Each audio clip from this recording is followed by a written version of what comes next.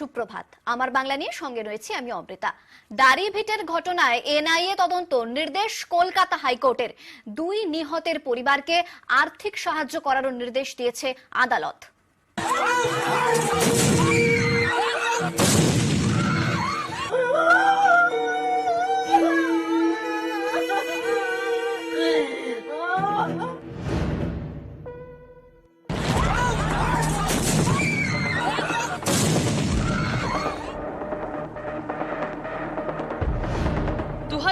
সালের তুলকালাম হয় দাড়িভিটে, গুলিতে নিহত হন 2 ছাত্র।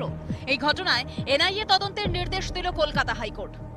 বুধবার এই নির্দেশ দিতে গিয়ে বিচারপতি বলেন, দাড়িভিটের ঘটনায় বোমা বিস্ফোরণের অভিযোগ ছিল, তাই এনআইএ তদন্তের প্রয়োজন রয়েছে। বিচারপতি রাজাশেখর মান্থা এও নির্দেশ দেন, অবিলম্বে 2 নিহতের পরিবারকে আর্থিক সাহায্য দিতে হবে। চেয়েছিলাম সিবিআই, কোর্ট বলল না, এই গ্র্যাভিটি অফ দি অফেন্সটা এতটাই বেশি যেখানে সিবিআই এর পরিবর্তে এনআইএ কে দেওয়ার প্রয়োজন আছে। 2018 সালের সেপ্টেম্বর শিক্ষক নিয়োগকে কেন্দ্র করে অগ্নিগর্ভ হয়ে ওঠে উত্তর দিনাজপুরের ইসলামপুরের এই দাড়িভিট হাই স্কুল। এই স্কুলে 2টি মাধ্যমে পড়াশোনা, উর্দু এবং বাংলা। ঘটনার কিছুদিন আগে উর্দু এবং সংস্কৃত এই 2টি বিষয়ে শিক্ষক নিয়োগ হয়, যার প্রতিবাদে ফেটে পড়ে পড়ুয়ারা।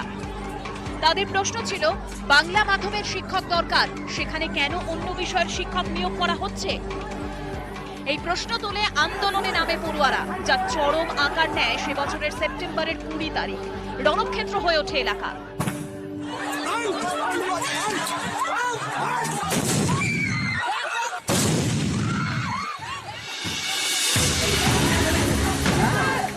অবরোধ, লাঠিচার্জ, ইট পাথর ছোড়া, বোমাবাজির অভিযোগ।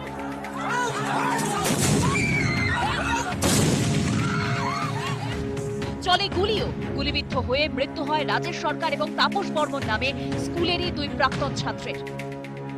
পুলিশের বিরুদ্ধে গুলি চালানোর অভিযোগ করেন স্থানীয়রা, যদিও পুলিশ এই অভিযোগ অস্বীকার করে। ঘটনায় সিবিআই তদন্তের দাবিতে শুরু হয় আন্দোলন। এর জেরে প্রায় 2 মাস ধরে বন্ধ থাকে দাড়িভিট স্কুল। সিবিআই তদন্তের দাবিতে আদালতের দ্বারস্থ হয় নিহত 2 ছাত্রের পরিবার। এই মামলায় এর আগে রাজ্য মানবাধিকার কমিশনের ভূমিকা নিয়ে অসন্তোষ প্রকাশ করে আদালত। সিআইডির ভূমিকা নিয়েও প্রশ্ন তোলে কলকাতা হাইকোর্ট। এবার এনআইএ তদন্তের নির্দেশ দিলেন বিচারপতি রাজাশেখর মান্থা। নিউজ 18 বাংলা। দাড়িভিটের গুলিতে নিহত 2 জন ছাত্র। 2018 সালের এই ঘটনায় এনআইএ তদন্তের নির্দেশ দিয়েছে হাইকোর্ট, যাকে হাতিয়ার করে কোমর বেঁধে ময়দানে বিজেপি।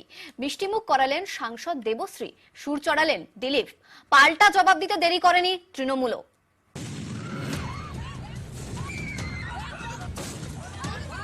স্কুলে শিক্ষক নিয়োগকে কেন্দ্র করে আন্দোলন, এ নিয়ে তুলকালাম।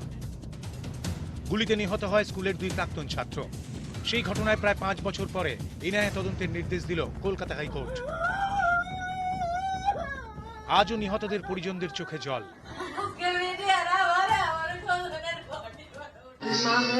এনআইএ আসছে, এবার তাপস ও রাজেশকে যারা মারছে বিনা কারণে তাদের যেন শাস্তি হয়, আর নির্দোষ লোকের যেন শাস্তি না হয়।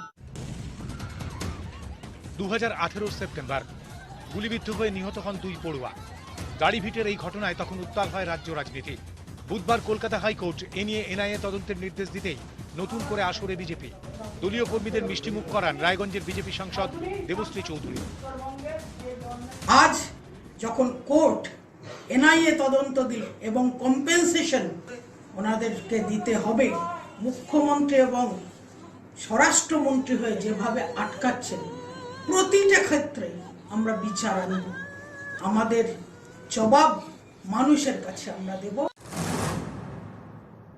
কোথায় থাকে এই এনআইএ? যখন মণিপুর জলে কেন্দ্রীয় স্বরাষ্ট্রমন্ত্রী তো বাংলায় ঘুরে যান, মণিপুরে যাচ্ছেন না তো। যখন উন্নাও, হাতরাস, প্রয়াগরাজ হয়, বিজেপি চায় এটা হোক, তাহলে তাদের পাপগুলো এই এজেন্সি ঢাকা দিয়ে দেবে।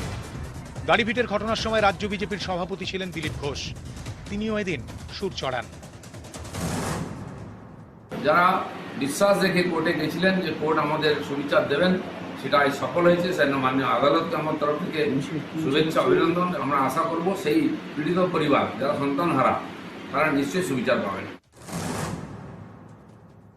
উদ্দেশ্য প্রণোদিতভাবে গন্ডগোলটা সেদিন করা হয়েছিল। বিজেপি এই মৃত্যুর পেছনে দায়ী এবং তাদের প্ররোচনা যে কায়দাটা তারা চালায় সেই জিনিসটা অত্যন্ত উগ্রভাবে চালানো হয়েছিল।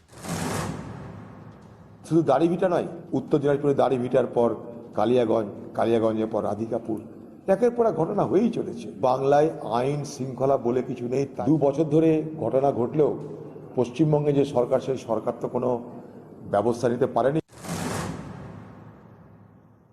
আইন যেটা বলবে সেটাই সবাইকে শুনতে হবে। তো যেটাই হবে, মাননীয় উচ্চ আদালত যে রায় দেবেন সেটাই সবাই মানবে। দাড়িভিটের ঘটনায় এনআইএ তদন্তের নির্দেশ। এ নিয়েই এখন রাজ্য রাজনীতিতে তরজা তুঙ্গে। নিউজ 18 বাংলা। হাইকোর্টের নির্দেশে নিহত বিজয় কৃষ্ণ ভুইয়ার বাড়িতে কেন্দ্রীয় বাহিনী। বুধবার বিকেলে কেন্দ্রীয় বাহিনীর 2 অফিসার ময়নার বিজেপি নেতার বাড়িতে পৌঁছান। বাহিনীর জওয়ানরা কোথায় থাকবেন, কিভাবে থাকবেন সেই বিষয়ে খোঁজ খবর করেন তারা। হাইকোর্টের নির্দেশের পরেও কেন কেন্দ্রীয় বাহিনী মোতায়েন নয়, আদালতে ভর্ৎসিত হয় কেন্দ্র। অবশেষে বিজয় কৃষ্ণর বাড়িতে কেন্দ্রীয় বাহিনী। একটু ভালো লাগছে এই আসতে, কেন আসতে হয়ে গেল কদিন, এই আসবে ওই আসবে তো কোনো ছিল না। তো আজকে আসতে একটু আমরা আশ্বাস পেলি। কিন্তু একটা কথা, যা হোক সিবিআই তদন্ত চাই। হ্যাঁ, বাবার দোষীদের শাস্তি চাই। যদি ওইটা সিবিআই তদন্ত হয় তবুও একটু মানে তখন একটু ভালো থাকবে, আশ্বাস পাবো। সবঙ্গে সিপিআইএম নেতার বাড়িতে বিজেপি নেতা, দুজনেই বলছেন সৌজন্য সাক্ষাৎকার, কিন্তু তাতে জল্পনা থামছে না। অনেকেরই প্রশ্ন, এবার পঞ্চায়েত ভোটে কি তাহলে রামবাম এক হয়ে লড়বে?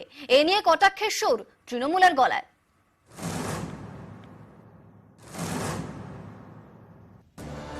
হরেকৃষ্ণ সামন্ত, অমূল্য মাইতি, একজন সিপিআইএম নেতা, অন্যজন বিজেপির। মঙ্গলবার সিপিআইএম নেতা হরেকৃষ্ণ সামন্তর বাড়িতে যান বিজেপির অমূল্য মাইতি। ছিলেন প্রায় 2 ঘন্টা। এই ছবি বিভিন্ন জায়গায় ছড়িয়ে পড়তেই জল্পনা। তাহলে কি এবার পঞ্চায়েত ভোটে সবংয়ে রামবাম জোট?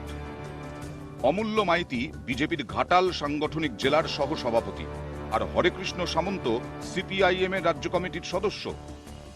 অমূল্য মাইতি বহুদিনের আমার ছাত্র, সৌজন্য সাক্ষাৎ করার জন্য আমার বাড়িতে এসেছে। বিশেষ করে তৃণমূল কংগ্রেসের নেতারা, কর্মীরা বাম রামের জোট বৈঠক ইত্যাদি কুৎসিত বার্তা দেওয়ার চেষ্টা করি। গতকাল আমি আমার সবং হাই স্কুলের শিক্ষক শ্রী হরেকৃষ্ণ সামন্ত বাড়িতে গিয়েছিলাম স্যারকে প্রণাম করতে। স্কুলে আমার গার্ডিয়ান ছিলেন হরেকৃষ্ণ বাবু। আমার সুবিধা অসুবিধা ভালো মন্দ উনি দেখতেন।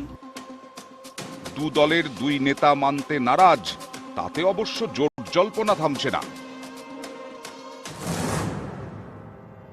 আমাদের সর্বোচ্চ নেত্রী মমতা বন্দ্যোপাধ্যায় এই কথাটা বারবার বলছেন যে সিপিএম, বিজেপি, কংগ্রেস জগাই মাধাই গদাই একসঙ্গে হয়েছে বাংলাকে ধ্বংস করতে। শ্রী অভিষেক বন্দ্যোপাধ্যায় পরিষ্কার করে তার তৃণমূলে জনজোয়ার কর্মসূচিতে এই বিষয়টিকে বারে বারে তুলে ধরেছেন। দেখুন, ঠিক তাই মিলে গেল। 2021 বিধানসভা ভোটে সবং আসনে জয়ী হন তৃণমূলের মানস ভূঁইয়া, পরাজিত হন বিজেপির অমূল্য মাইতি। পঞ্চায়েত ভোটের আগে সেই অমূল্য মাইতি সিপিআইএম নেতার বাড়িতে। এতেই জোট জল্পনা তুঙ্গে, সরগরম সবং। নিউজ 18 বাংলা। সাগরদিঘির পর থেকেই জোর চর্চা, এবার পঞ্চায়েত ভোটে তৃণমূলকে হারাতে কি রামধনু জোট হবে? এক নৌকাতে কি দেখা যাবে সিপিআইএম, কংগ্রেস এবং বিজেপিকে?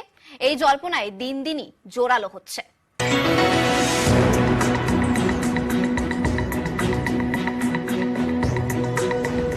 কখনো সমবায় ভোটে তৃণমূলকে হারাতে একজোট রামবাম, চর্চায় নন্দকুমার মডেল।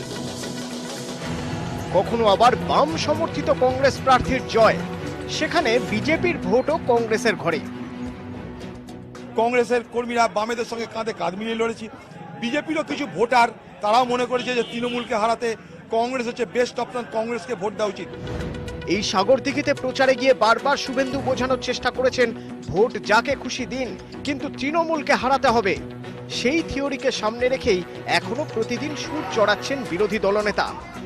আপনারা সবাই সাহায্য করুন, কে জিতবে ভোটাররা ঠিক করবে কোন দল। নিজের দলের ভোট চাওয়ার আগে বলতে হবে নো ভোট টু মমতা। এই পরিস্থিতিতে ফের কাছাকাছি হাত কাস্তে। বৃহস্পতিবার সিউড়িতে সভা, সেখানে এক মঞ্চে সেলিম অধীর। বামফ্রন্ট এবং কংগ্রেস এবং আরো অন্যান্য ছোট ছোট সংগঠন তাদেরকে আমরা ডাক দেখেছি, ওখানকার স্থানীয় সংগঠনগুলো আছে, যারাই বিজেপি এবং তৃণমূলের বিরুদ্ধে তারা জড়ো হবে, মূলত বামফ্রন্ট এবং কংগ্রেসের ডাকে। মোহাম্মদ সেলিম সাহেব আমাকে ডেকেছেন, তাই যাচ্ছি, ওখানে কংগ্রেসকেও ডেকেছেন। জোট তো আমাদের আছেই, জোট নেই কবে বলেছি আমরা। 2021 সালে সিপিএমও ছিল শূন্য, কংগ্রেসও ছিল শূন্য। এই সেলিম, এই অধীর চৌধুরী 21-এ যেটা শূন্য শেষ করেছিলেন, এবার আবার এক মঞ্চে উঠছেন মহাশূন্যের দিকে এগিয়ে যাওয়ার জন্য। এরা বিজেপির দালাল, বিজেপির হয়ে ভোট কেটে বিজেপির হাত শক্তিশালী করার জোট এটা। অধীরবাবুর সাথে তো বিজেপির বহু নেতার সম্পর্ক খুব ভালো। অধীরবাবু তো আমাদের বহু নেতার সাথে মাঝে মাঝেই দেখা করেন, রাজনীতিতে তো এরকম সম্পর্ক থাকেই। কোথাও কাছাকাছি বাম কংগ্রেস, কোথাও আবার রামবাম জোট জল্পনা। মঙ্গলবার সবংয়ে বাম নেতার বাড়িতে যান বিজেপি নেতা, এতেই জোরালো হয়েছে জল্পনা। তাহলে কি পঞ্চায়েতে তৃণমূলকে হারাতে এক নৌকায় বাম বিজেপি কংগ্রেস?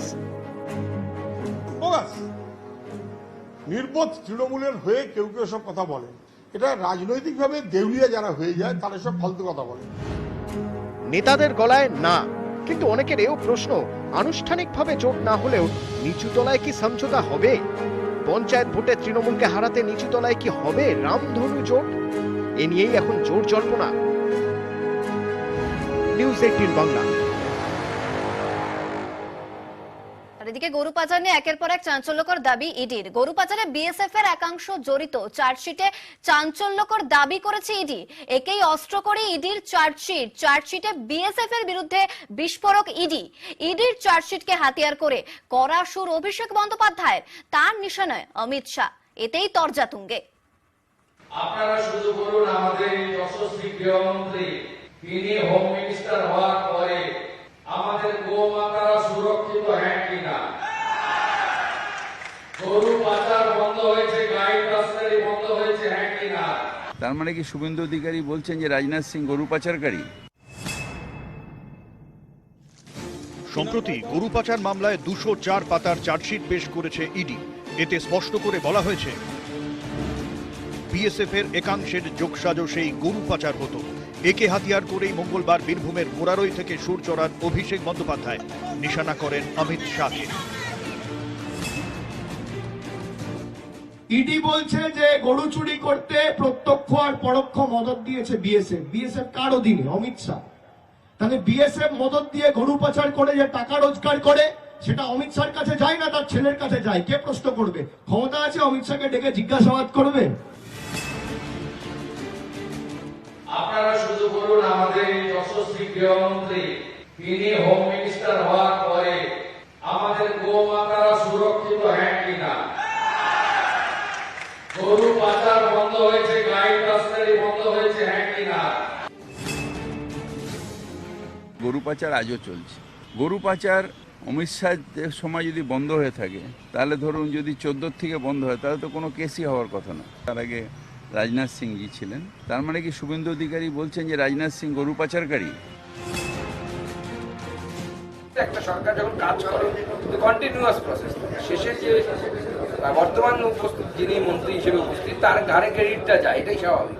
হিরাত বাবুর ওসব নিয়ে চিন্তা করে লাভ নেই, ওনার কবে পাচার হবে জেলে সেটা নিয়ে ভালো। রাজনাথ সিং যখন গৃহমন্ত্রী ছিলেন তখন সব থেকে বেশি গরু পাচার হতো, কিন্তু দিদি কখনো রাজনাথের বিরুদ্ধে বলে না, রাজনাথ সিং কখনো দিদির বিরুদ্ধে বলে না। তাদের মধ্যে একটা সমঝোতা।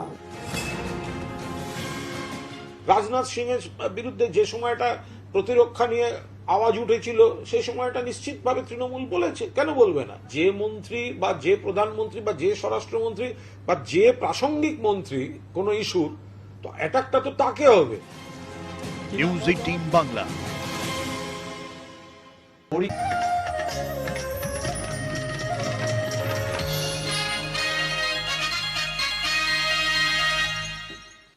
নন্দীগ্রামে ভয়াবহ দুর্ঘটনা, যাত্রী বোঝাই ট্রেকারকে দুদিক থেকে বাসের ধাক্কা, মৃত্যু 2 জনের, আহত 20 জনেরও বেশি।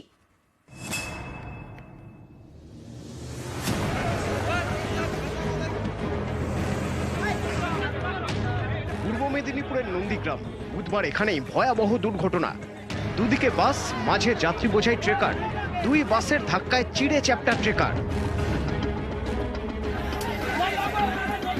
নন্দীগ্রাম চণ্ডীপুর রাজ্য সড়ক, এই রাস্তা দিয়ে এই নন্দীগ্রাম থেকে চণ্ডীপুরের দিকে যাচ্ছিল একটি বেসরকারি বাস, আরেকটি বেসরকারি বাস নন্দীগ্রামের দিকে যাচ্ছিল।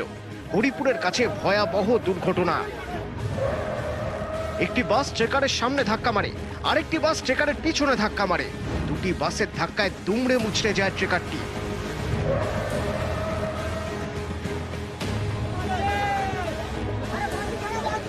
দুটি বাসের সামনের দিকে চেপটে যায়। দুর্ঘটনার জেরে বিকট শব্দে কেঁপে ওঠে এলাকা। ট্রেকার 2 বাসের যাত্রী মিলে আহত হন অনেকে। এদের অনেককে স্থানীয় হাসপাতালে ভর্তি করা হয়। যাদের অবস্থা আশঙ্কাজনক তাদের গ্রিন করিডর করে নিয়ে যাওয়া হয় তমলুক হাসপাতালে। আমরা হচ্ছে মিনিমাম 45 থেকে 40 জন প্রত্যেকটা হসপিটালে পাঠাইছি। 5-6 জন হচ্ছে একদম ইনজুর্ড। নন্দীগ্রাম থেকে একটা বাস আছে, তাও ট্রেকার সামনে ছিল, সামনে থেকে একটা বাস এসে ধাক্কা মারছে, তো ট্রেকারটা টোটাল ঢুকে গেছে। ভয়াবহ দুর্ঘটনার খবর পেয়ে এলাকায় যান পূর্ব মেদিনীপুরের জেলা শাসক। তাকে ফোন করে খোঁজ খবর নেন মুখ্যমন্ত্রী। যে 2 জন মারা গিয়েছেন, মাননীয় মুখ্যমন্ত্রী নির্দেশ দিয়েছেন তাদের প্রত্যেককে 2.5 লক্ষ টাকা করে ক্ষতিপূরণ দেওয়া হবে, এবং যারা ইনজিওর আছেন, একটু সিরিয়াসলি ইনজিওর আছেন, তাদের 50,000 টাকা, যাদের ছোটখাটো ইঞ্জুরি হয়েছে তাদের 25,000 টাকা, এবং বাকি যাদের ট্রিটমেন্ট চলছে প্রত্যেকের ট্রিটমেন্ট রাজ্য সরকার দায়িত্ব নিয়ে তারা ট্রিটমেন্ট করানো। Sujit Bhowmik, news 18 Bangla. Coming up.